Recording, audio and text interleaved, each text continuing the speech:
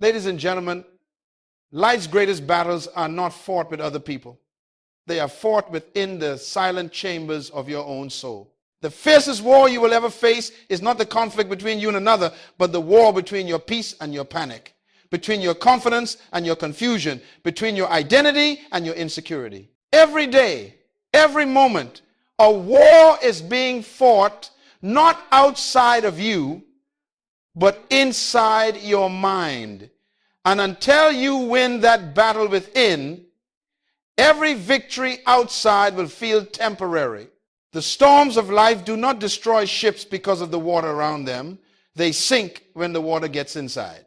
And so it is with the human spirit. It is not what happens to you that destroys you, but what you allow to enter you.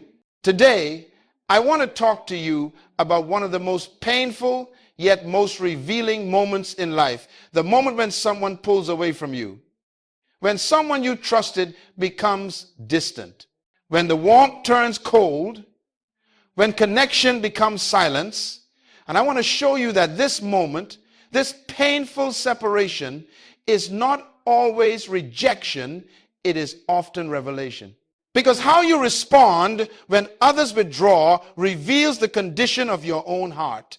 It exposes whether you are led by purpose or by emotion, by conviction or by confusion. The truth is this: when people pull away, you are being tested not in your ability to chase them, but in your ability to lead yourself. The greatest form of leadership is self-leadership. And the first domain of leadership is your inner world. You cannot govern others until you can govern yourself. You cannot influence peace until you have mastered your own.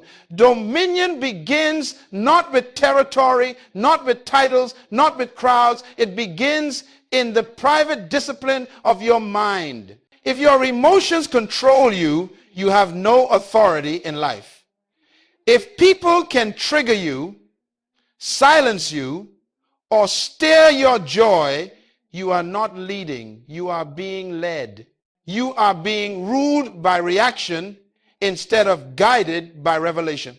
You see, true freedom is not the absence of people who hurt you. True freedom is the ability to stay steady when others change toward you. It is the calm that says, you can leave, but my peace stays. Because peace is not a gift from people, it is a fruit of discipline. That's why the philosopher Epictetus once said, no man is free who is not master of himself.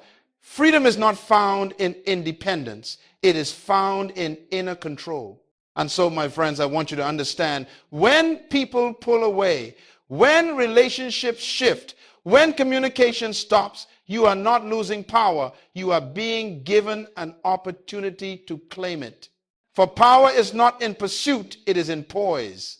The test of maturity is not how quickly you can run after someone who withdraws, but how calmly you can stand when they do.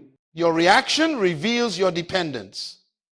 If their absence breaks your identity, it means they were holding a place in your soul that only God should hold. Sometimes God allows people to distance themselves not to hurt you, but to help you. He allows silence to show you where your security has been misplaced. Listen to me carefully. When people pull away, don't chase their footsteps. Study your heart. Ask yourself, why does this hurt so much? What am I depending on? Whose approval am I addicted to?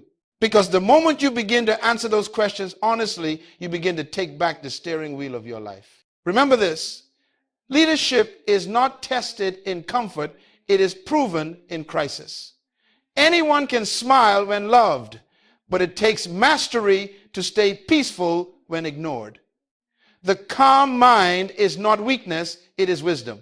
For only those who have mastered their emotions can manage their destiny. So today, I invite you to shift your focus. Stop trying to control people and start mastering your peace.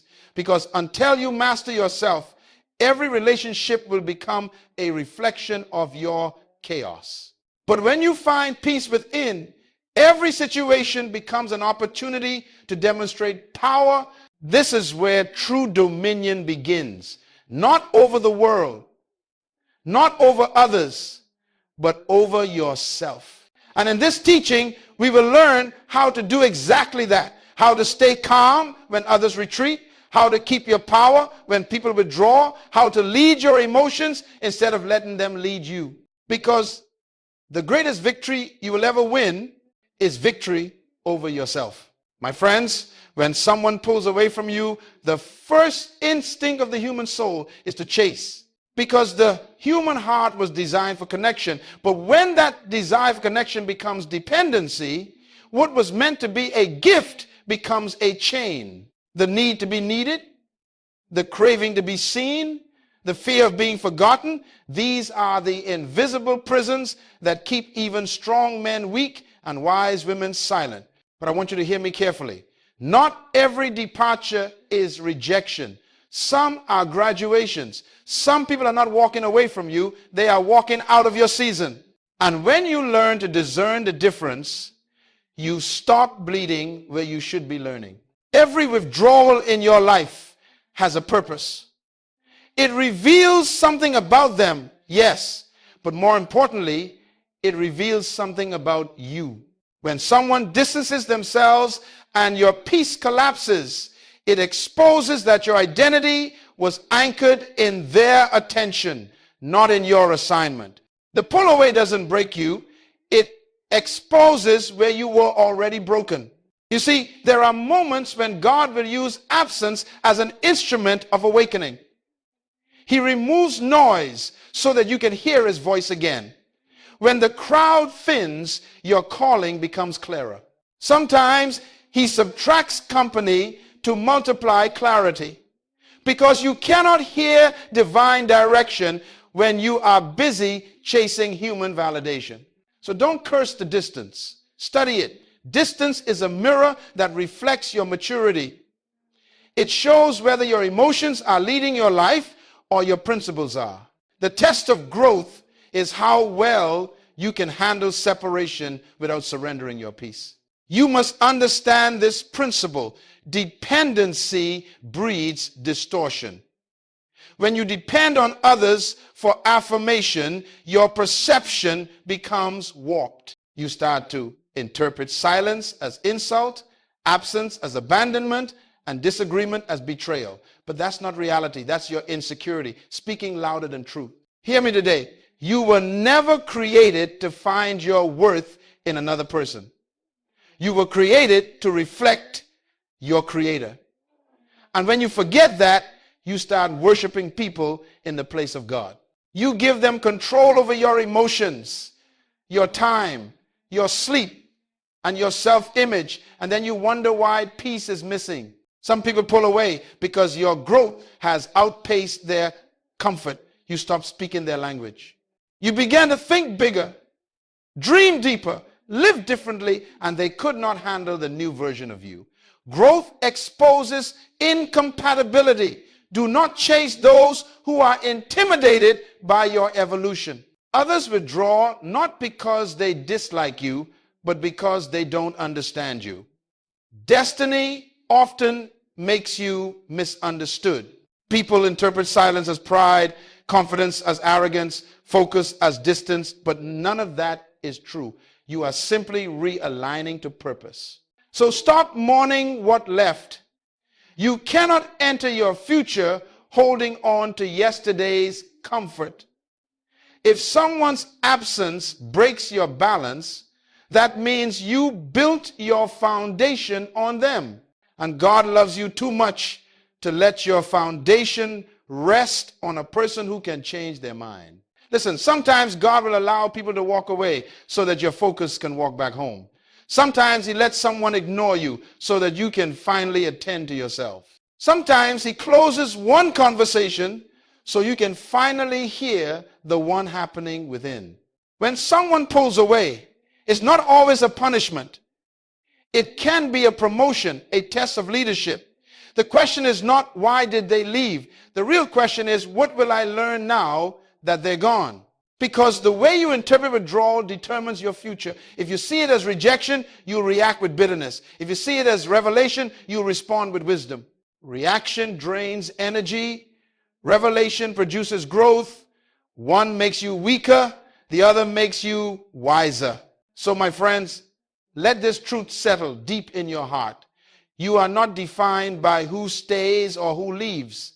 You are defined by what remains when everyone is gone. If your peace, your purpose, your discipline, and your faith remain, then you have lost nothing. Because the presence of peace is more valuable than the presence of people. So when they pull away, stay calm. Don't run. Don't beg. Don't panic. Let silence speak. Let distance do its work. Because sometimes what looks like loss is the very thing preserving your leadership. And when you learn this truth, you will never again fear who leaves, because you'll know that what's meant for you cannot walk away from you. And that, my friends, is the beginning of mastery, not over relationships, but over yourself. My friends, before you ever attach yourself to anyone, before you give your loyalty, your trust, your energy, you must first know who you are. Because if you do not know your identity, every relationship will become an experiment in confusion. You will keep searching for yourself in the reflections of others who are just as lost as you are. Listen carefully. When you do not define who you are, people will define it for you. And the tragedy is they will always define you by their needs, not by your purpose.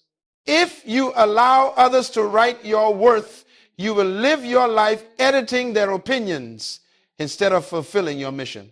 So when you attach before identity, you build connection on emptiness. You begin to demand from people what only clarity can provide.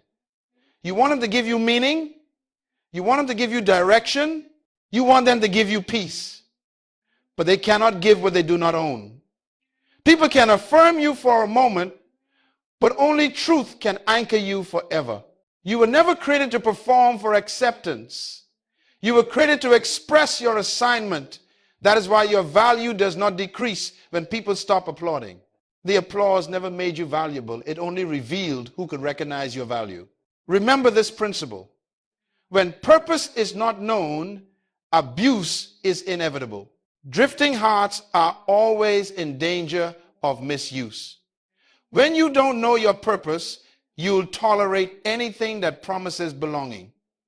You'll call manipulation love. You'll call distraction destiny. You'll call attention affection. But none of it is real. It's counterfeit comfort. You cannot build meaningful connection from confusion. Two broken identities do not create wholeness, they create dependency. That's why many relationships fail. Not because love is absent, but because identity is missing. If you don't know your own name and destiny, you will lose it trying to answer to someone else's expectations. Hear this truth. Before God gave Adam Eve, he gave Adam work. He gave him responsibility. He gave him purpose. Identity came before intimacy. Assignment came before attachment. Why? Because love cannot fulfill what purpose has not defined. Relationship is meant to complement identity, not complete it. So when you attach before identity, you build connection on emptiness. You begin to demand from people what only clarity can provide. You want them to give you meaning. You want them to give you direction. You want them to give you peace. But they cannot give what they do not own. People can affirm you for a moment, but only truth can anchor you forever. That is why emotional dependence is so dangerous. It makes you vulnerable to manipulation. When you do not know your value, you will let anyone decide your price. And the tragedy is that the world discounts what it doesn't understand. The less you know about yourself, the cheaper you will sell your peace. You cannot build meaningful connection from confusion. Two broken identities do not create wholeness, they create dependency. That's why many relationships fail. Not because love is absent, but because identity is missing. If you don't know your own name and destiny, you will lose it trying to answer to someone else's expectations. You were never created to perform for acceptance. You were created to express your assignment. That is why your value does not decrease when people stop applauding. The applause never made you valuable. It only revealed who could recognize your value. And when someone pulls away, you no longer panic. Why? Because their absence does not alter your essence. You know who you are with or without their presence. You understand that identity is not seasonal, it is eternal. Your worth is not attached to who stays. It is anchored in who you've become. So hear me, my friend. Before you attach, affirm. Before you promise, perceive. Before you commit, confirm.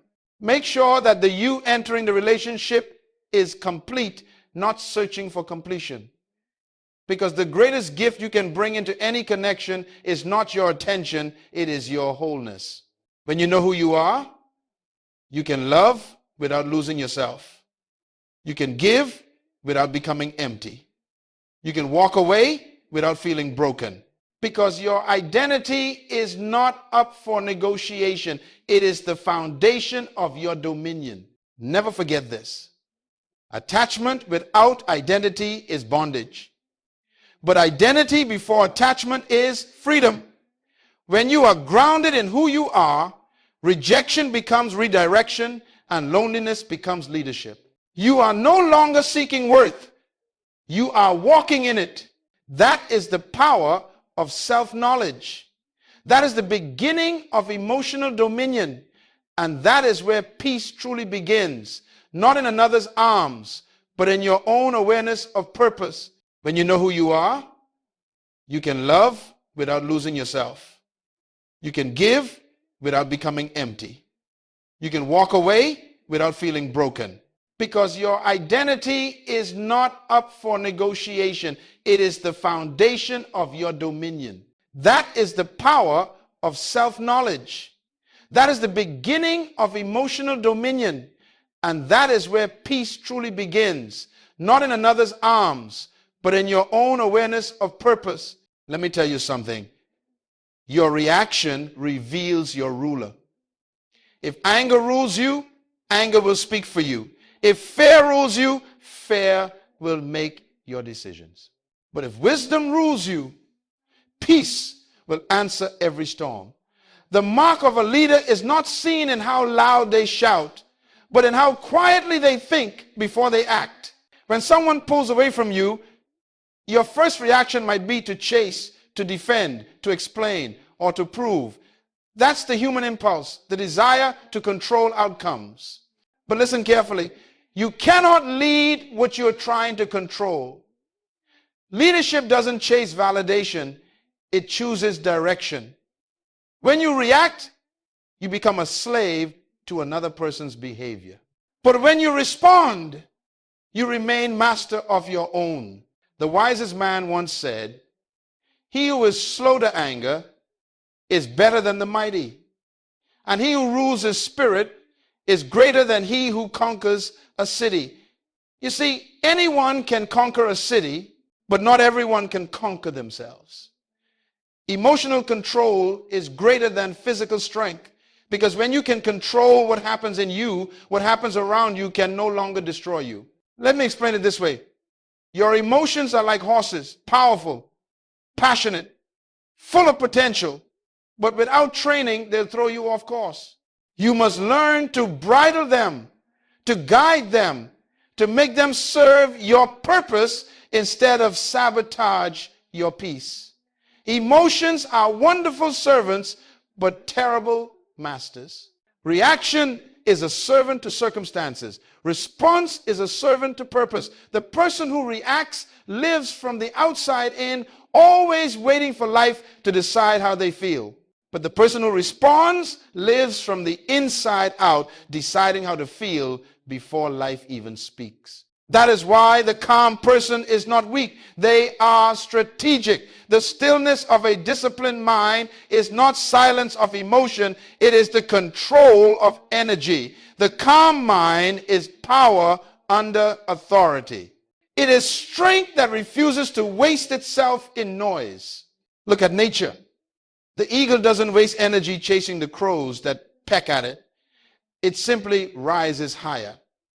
The higher it flies, the thinner the air becomes, and the crows can't follow. That's the secret of self-control. You don't fight distractions at their level. You elevate your focus. When you learn to rise above reaction, you become unshakable. The opinions of others may swirl around you, but they can no longer dictate your peace. The noise of this world may scream for your attention, but you decide where to invest your energy. That is leadership. That is dominion. Hear this truth. Reaction is emotional slavery. Response is spiritual freedom. One says, they made me angry. The other says, I chose peace. And the moment you choose peace intentionally, you have already won the battle of the mind. So when someone withdraws, when a friend grows cold, when life surprises you with silence, don't react. Don't rush to fix what may not be broken. Don't let panic become your teacher. Pause, breathe, recenter. Ask yourself, what is this really teaching me? Because behind every trigger is a truth about yourself waiting to be discovered. You must learn the art of the pause. The pause is where wisdom lives.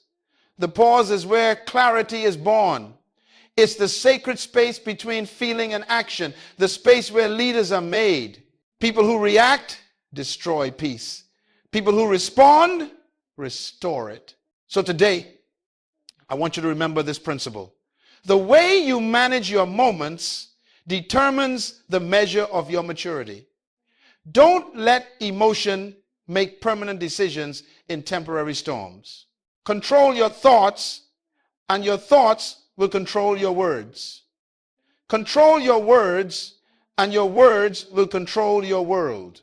When you react, you become part of the storm. When you respond, you command it. And that, my friends, is the posture of a true leader, the ability to stay calm in confusion, to stay poised in pressure, and to stay consistent when life becomes uncertain. The person who can master that can master anything. My friends, the highest form of leadership is not leading others. It is leading yourself through pain, through pressure, through disappointment, through silence. Because if you cannot lead yourself, you cannot lead anyone else. Leadership begins with emotional discipline.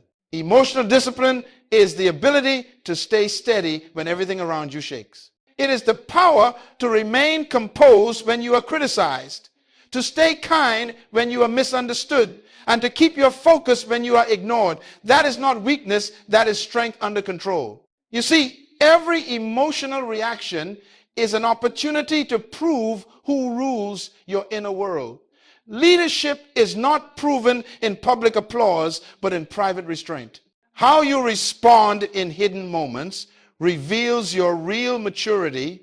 Everyone looks powerful until pressure shows up. Pressure exposes whether your peace is built on emotion or on principle. So let me give you a truth to remember. The discipline of emotion is the foundation of direction. If you cannot discipline how you feel, you cannot direct where you go. Your feelings are indicators, not dictators.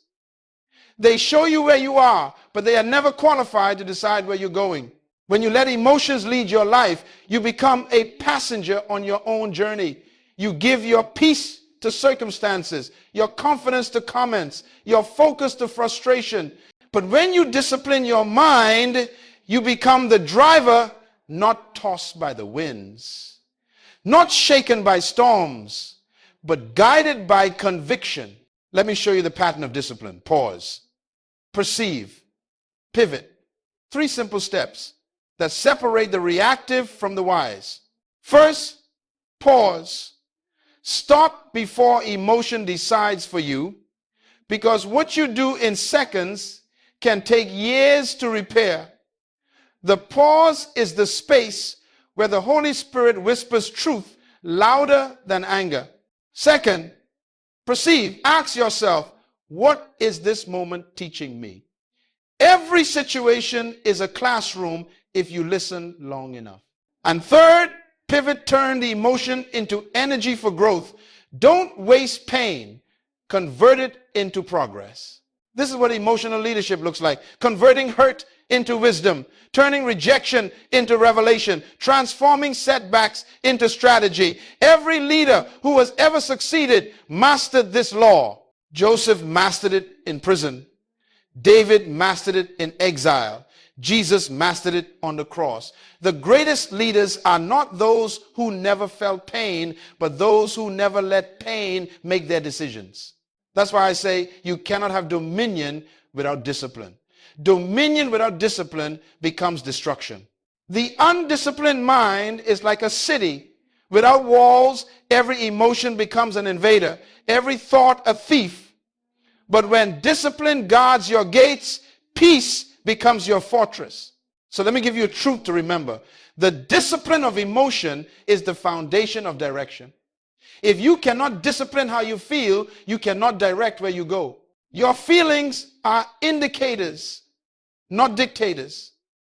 They show you where you are, but they are never qualified to decide where you're going. You must reach a place in life where peace is your default response. That's when you know you've matured. When your calm becomes your shield. When you can smile while misunderstood.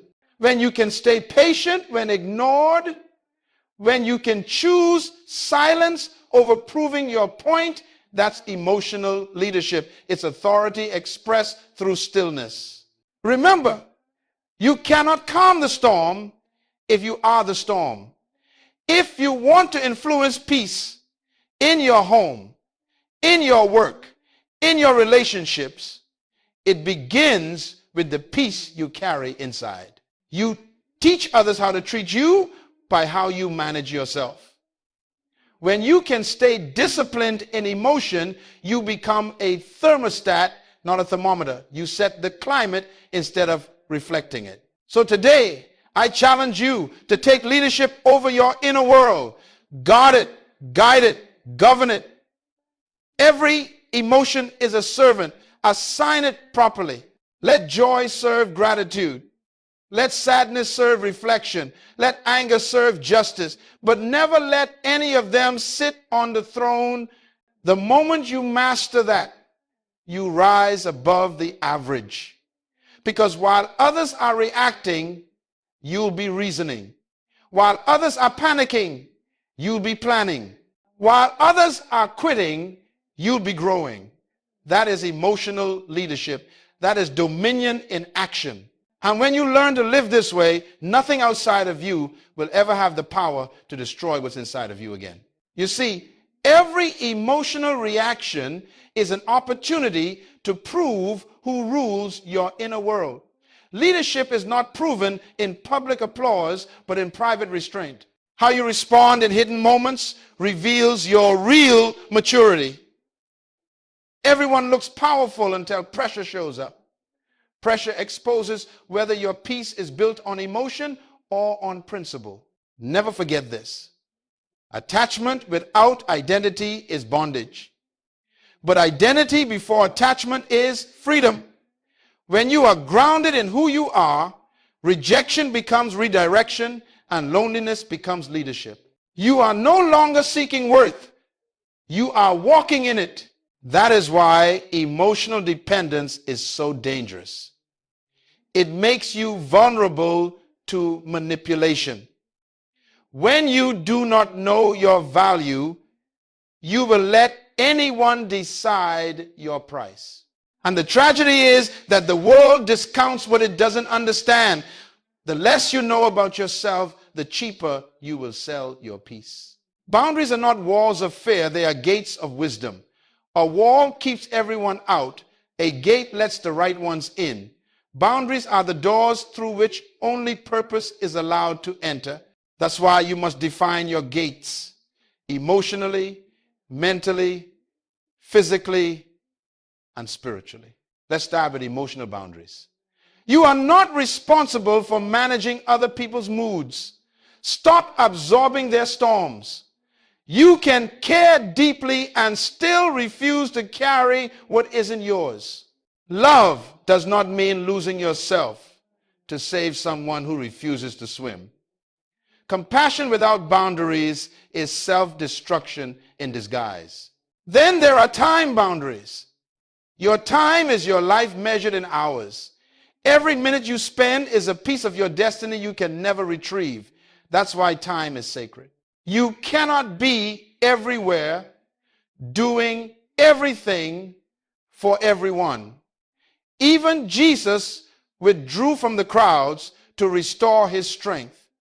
Time without boundaries produces burnout, and burnout produces bitterness. Learn to say no without guilt. Every no to distraction is a yes to destiny. And finally, there are value boundaries. Never negotiate your principles for the sake of peace. Compromise may buy you approval, but it will cost you integrity. True peace is not found in pleasing people. It's found in protecting your purpose. Some people will only respect you when your silence refuses to tolerate their disrespect. Hear me well. Boundaries are not selfish. They are strategic. They are how wise people stay effective, how leaders stay focused, how lovers stay healthy. Boundaries preserve capacity. You cannot pour into others when your cup is cracked. You cannot lift others when your own foundation is crumbling. Protect your vessel because your purpose flows through it. The book of Proverbs says, guard your heart, for out of it flow the issues of life. Guarding your heart is not isolation, it's insulation. It's protecting your peace from pollution. It's deciding what energy you allow into your environment, what words you allow into your spirit, what habits you allow into your days. Because everything you tolerate, you train. If you allow chaos to keep knocking, eventually it will move in. If you allow disrespect to repeat itself, eventually it becomes normal. But when you set boundaries, you reintroduce order into your life. You reclaim your identity, you restore your confidence, and you rediscover your direction. Boundaries are not about control, they are about stewardship. God entrusted you with a life, a mind, a body, and a destiny. Boundaries are how you manage those gifts. Every great leader knows that discipline without boundaries is wasted effort. So, my friends, draw your lines in wisdom. Define what you will give, what you will accept, what you will protect. And remember this, boundaries do not push people away. They attract the right ones. Because those who truly value you will never be offended by your standards. They will honor them. If you allow chaos to keep knocking, eventually it will move in. If you allow disrespect to repeat itself, eventually it becomes normal.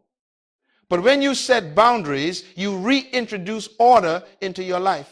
You reclaim your identity, you restore your confidence, and you rediscover your direction. So learn to speak the language of self-respect, the language called no, because every no built on principle becomes an invitation for peace to enter. Boundaries are not the end of love. They are the beginning of self-leadership. And self-leadership, my friends, is the true definition of dominion. My friends, let me tell you something that will set you free. Rejection is not the end of your story. It is the refining of your soul. What you call rejection, heaven often calls redirection. What you perceive as loss is sometimes the classroom of transformation. You see, life is not only measured by what you receive, but by what you can release. There are moments when God allows doors to close, not to punish you, but to position you. Because the truth is, if every person stayed, if every plan succeeded, and if every path remained open, you would never grow beyond your comfort. Rejection, my friends, is often the fire that purifies your motives. It burns away the false attachments, the hidden insecurities, the silent dependencies you didn't even know you had. It's the storm that strips the tree so that only what's rooted remains. When people walk away, when opportunities dry up, when silence replaces applause, it is not the death of destiny, it is the revealing of strength. Hear this carefully. You cannot be refined without fire. Gold is not made pure by comfort, it's made pure by heat. Diamonds are not formed in light, they are forged under pressure. And your character is not proven by approval, it's proven in rejection. The very pain you try to avoid is often the tool God uses to shape you. So instead of asking, why did they leave? Ask, what is this teaching me? Instead of saying, why me? Say, what is this making me? Because pain becomes productive when you interpret it through purpose. Every disappointment carries a deposit, a hidden treasure of wisdom, maturity, and resilience waiting to be discovered. Let me give you a principle that will change your outlook forever. You grow more in subtraction than in addition. When God removes something or someone, it's because he's about to refine your focus. When he subtracts comfort, he multiplies clarity. When he prunes your branches, he's preparing you to bear more fruit.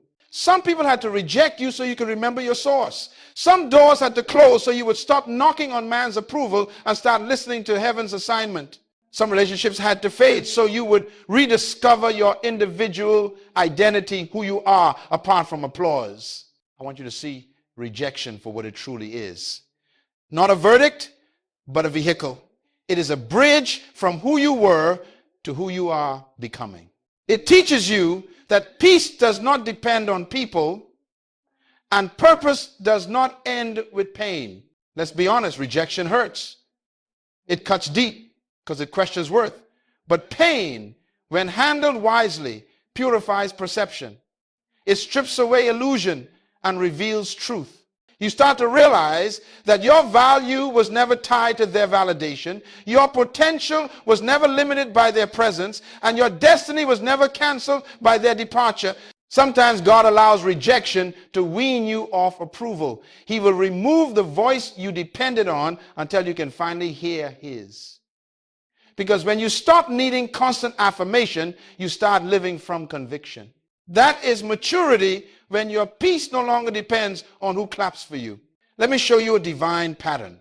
Pain leads to reflection. You pause, you ask, you grow. Reflection leads to revelation. You see yourself differently. You see purpose more clearly. Revelation leads to redirection. You adjust your steps, guided by wisdom instead of wounds. Pain leads to reflection. You pause, you ask, you grow. So don't mourn forever what walked away. Sometimes what left was never meant to stay. It was meant to teach. Every departure that hurts is an invitation to heal deeper. Every no that crushed you was preparing you for a yes that fits you. When you understand that, you begin to thank God for closed doors. You realize that rejection didn't ruin you, it refined you. It exposed who was temporary and revealed who was true. It burned away dependency and birthed discernment. It replaced confusion with clarity and weakness with wisdom. And the truth, my friends, is this. What God removes, he replaces with something stronger, sometimes not in people, but in perspective. Because once your mind is renewed, your entire life will rise to match it. Revelation leads to redirection. You adjust your steps, guided by wisdom instead of wounds. So stop calling it rejection. Call it refinement. Call it training. Call it growth. Because that's what it truly is. The divine process of preparing you for what's next. Every loss can either make you bitter or better. The choice is yours. Bitterness looks back and says, why me? Growth looks forward and says, now I see. The one who learns from rejection becomes unstoppable because they are no longer controlled by who leaves or who stays. Your mind is like a garden. We've said that before. But even the best seed cannot thrive if the soil is polluted. The same is true of your life. No matter how strong your purpose, no matter how clear your vision, if your environment is toxic, your spirit will suffocate. Let me tell you this truth. Your surroundings are silently programming your future. Every sound you listen to, every conversation you entertain, every habit you tolerate, they are all sculpting who you are becoming. The voices around you eventually become the voices within you. That's why you must choose your company with caution, because association determines acceleration. The law of the environment is simple.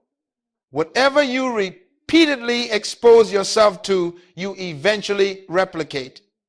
If you spend time with complainers, you'll begin to complain.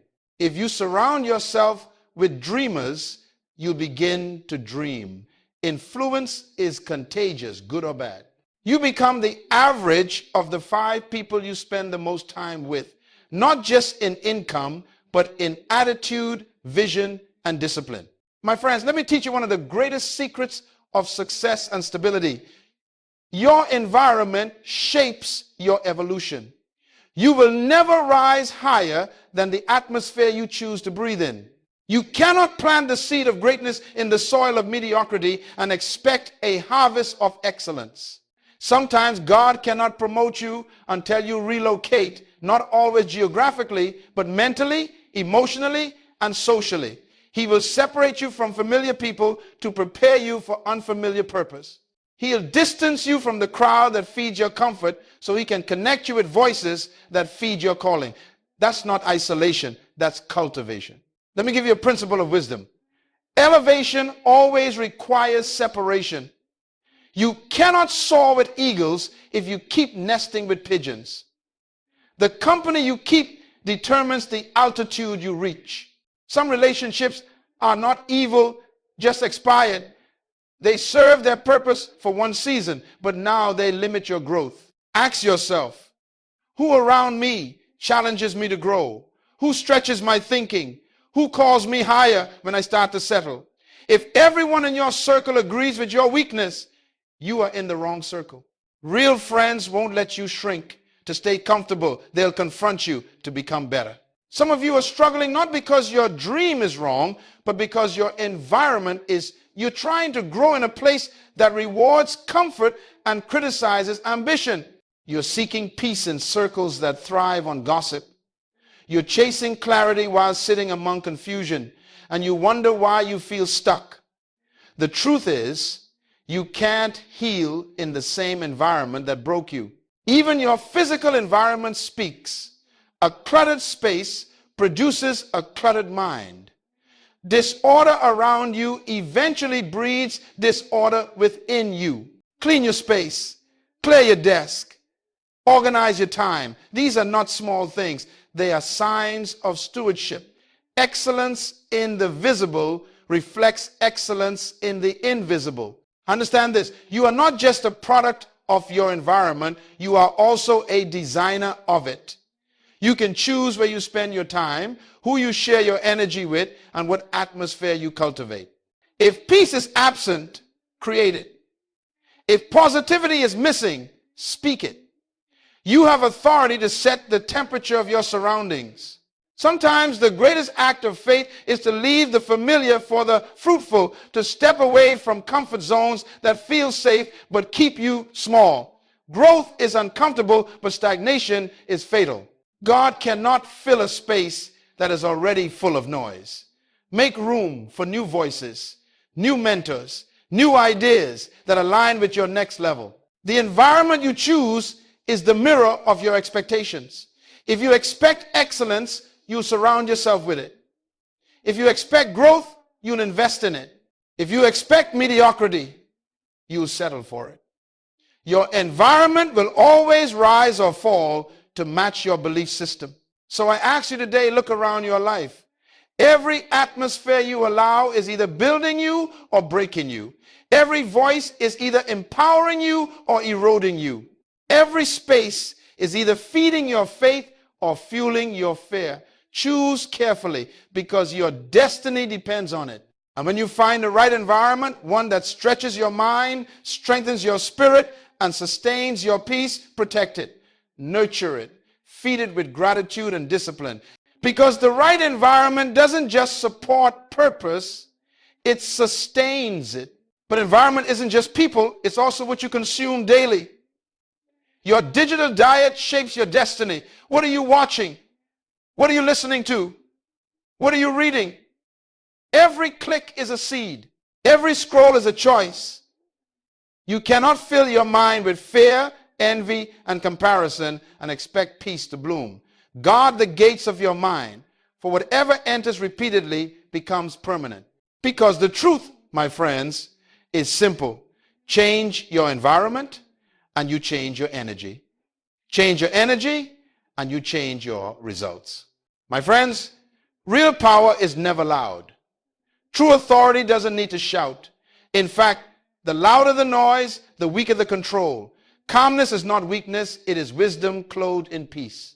The one who can stay calm under pressure has already mastered power. You see, storms are not designed to destroy you, they are designed to reveal you.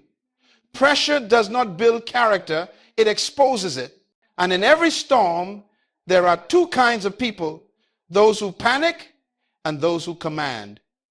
Those who lose themselves in the chaos and those who become the calm within it. When Jesus stood in the boat while the waves raged, the disciples reacted. They feared for their lives. But Jesus responded. He spoke peace to the storm. The same storm that terrified them obeyed him. Why? Because you cannot command what you resemble. He was calm, and so the storm recognized his nature. You cannot speak peace to what still controls you. That is the law of calm power. The moment you become still inside, everything outside starts to fall into order. The storm loses its grip the moment it can no longer move you. Calmness is not the absence of motion, it is the mastery of emotion. Many people mistake busyness for effectiveness. They think movement means progress. But the calm person understands movement without direction is chaos. When you are calm, you can see clearly, you can hear accurately, and you can decide wisely. The calm mind is the throne of leadership. When you lose your peace, you lose your perception.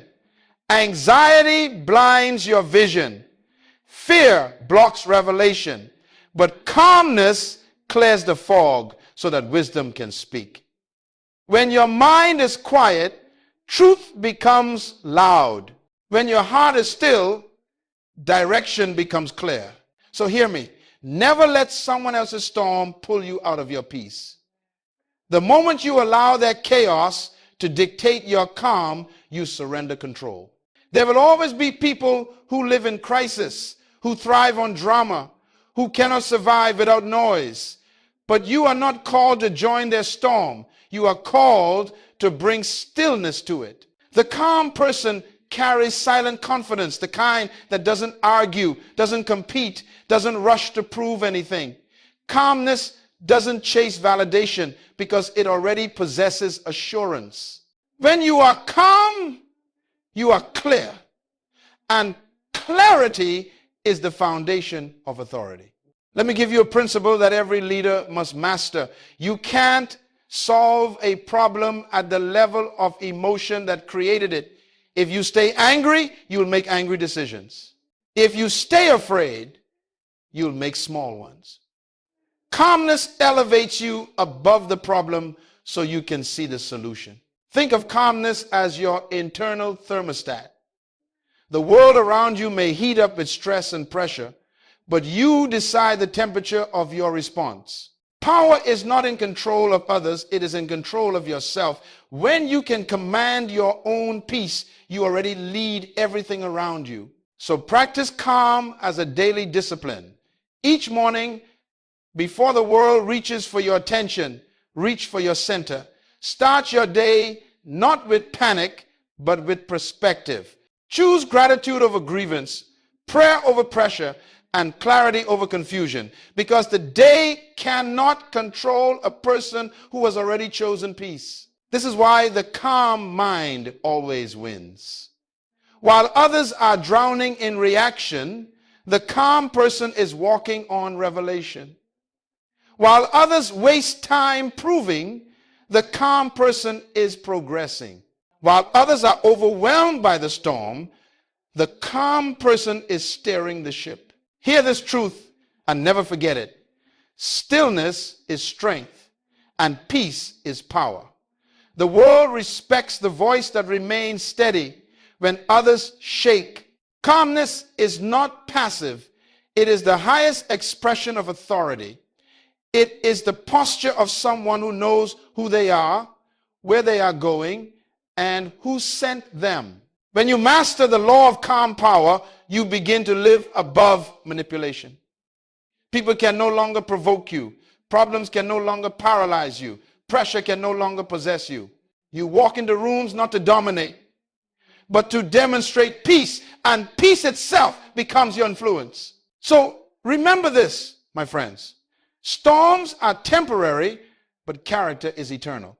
The goal is not to avoid storms, it's to learn to sleep through them.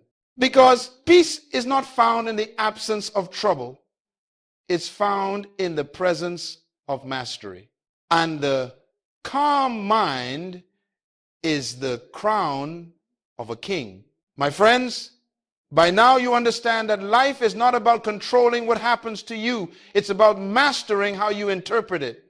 Because the difference between reaction and revelation is the difference between staying wounded and walking in wisdom. When people pull away, when situations shift, when silence replaces conversation, you are standing at a divine intersection, the road of reaction or the road of revelation. Reaction keeps you stuck in the emotion of the moment. Revelation moves you forward in the purpose of the process. Reaction says, they hurt me. Revelation says, they help me grow. Reaction says, this is unfair.